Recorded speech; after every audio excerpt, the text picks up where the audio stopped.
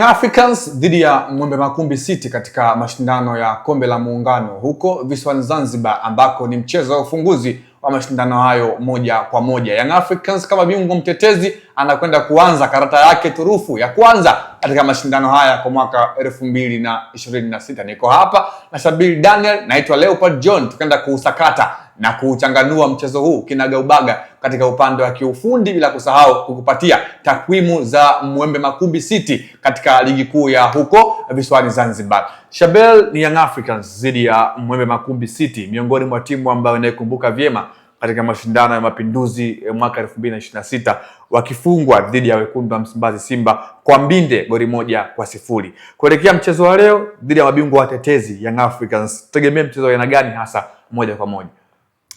Nafikiri utakuwa mchezo wenye upinzani kidogo, kwa sababu timu za Zanzibar against hizi timu za Tanzania bara kidogo huwa zinanyanyua viwango vyao, ili wenyewe wanasema kujitutumua, kuonyesha kuonyesha talent pia walizonazo kwenye tournament kama hizi. Kwa hiyo tutegemee mechi yenye ushindani, kwa sababu kwanza ni mechi ambayo naamini Young Africans kupitia kocha wao Pedro Gonçalves atajaribu kufanya mabadiliko makubwa kwenye kikosi chake cha kwanza. Kwa hiyo kifanya mabadiliko makubwa kwenye kikosi cha kwanza, automatically level ile ya ubora katika kikosi cha Yanga haitakuwa sawa na level ile ambao huwa wanakuwa nayo ya kawaida pindi wanapochukulia hizi mechi, mfano mechi za ligi kuu, kwa serious mkubwa sana. Kwa hiyo akifanya rotation kubwa, nategemea level ya ushindani kwenye kikosi chao itakuwa ya chini kidogo. Kwa hiyo hii pia mazingira kama hayo yatatoa nafasi kwa hawa Mwembe Makumbi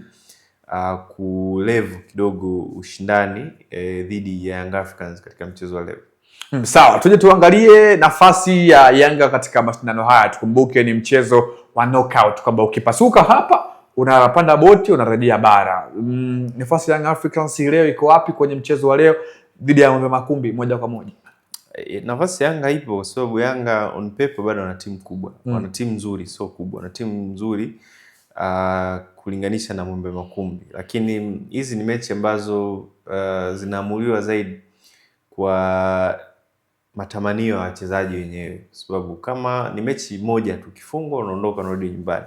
Kwa hiyo desire ambayo wataonyesha wachezaji, njaa ambayo wataonyesha wachezaji wa timu zote mbili, ndio itakaoamua ni nani ambaye anakwenda katika hatua inayofuatia nusu finali. Lakini ni mechi ambayo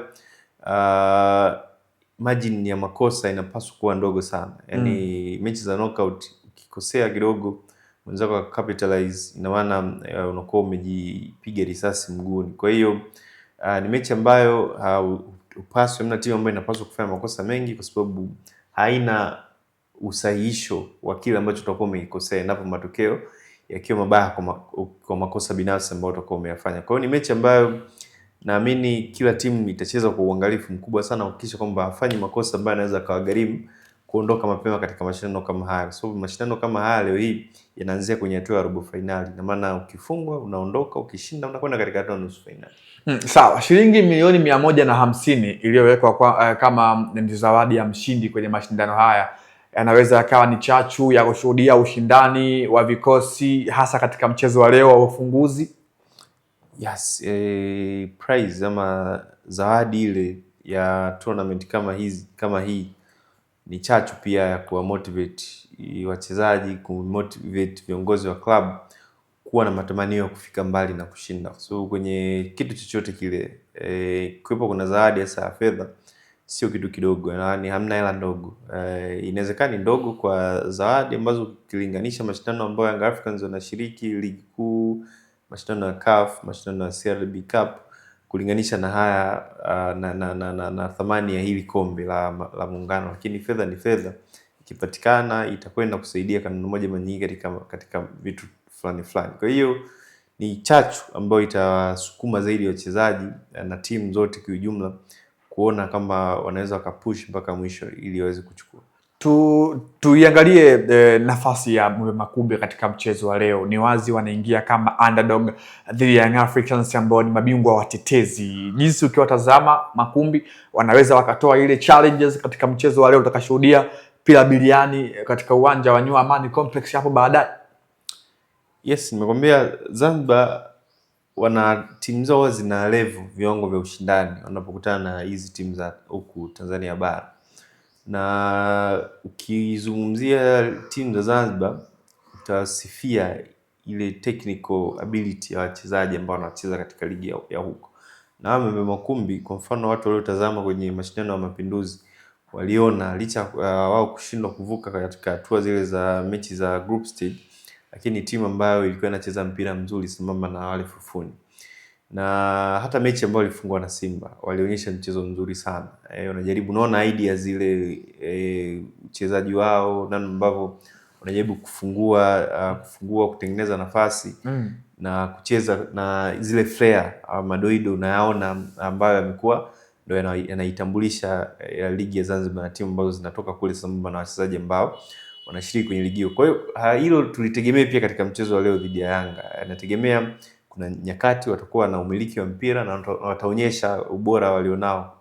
Wana wachezaji ambao wanaweza kuwapa pia wakati mgumu Young Africans. Leo hii kuna mshambuliaji kama Abdalla Idi Pina.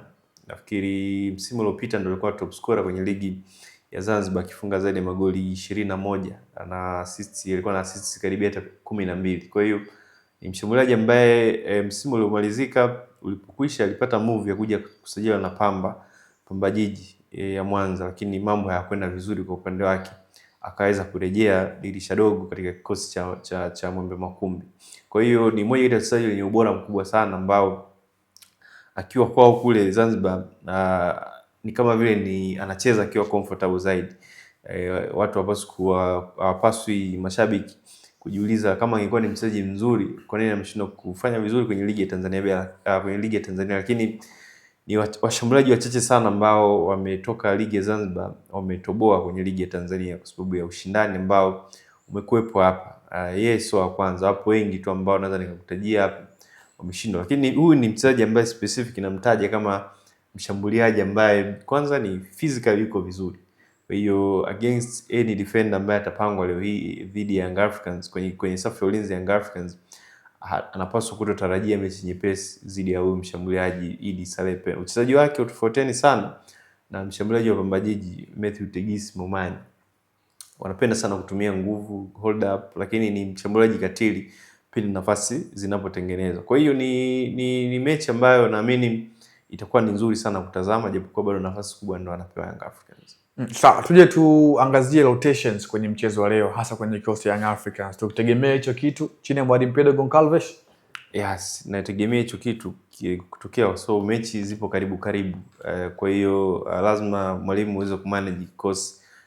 Unatakiwa ufanye rotation ili kuwapa wachezaji muda pia kupumzika, kwa sababu ni kila baada ya siku 2 siku 3 unakuwa na mechi. Kwa hiyo lazima ni kitu ambacho cha kutegemea, rotation lazima ifanyike.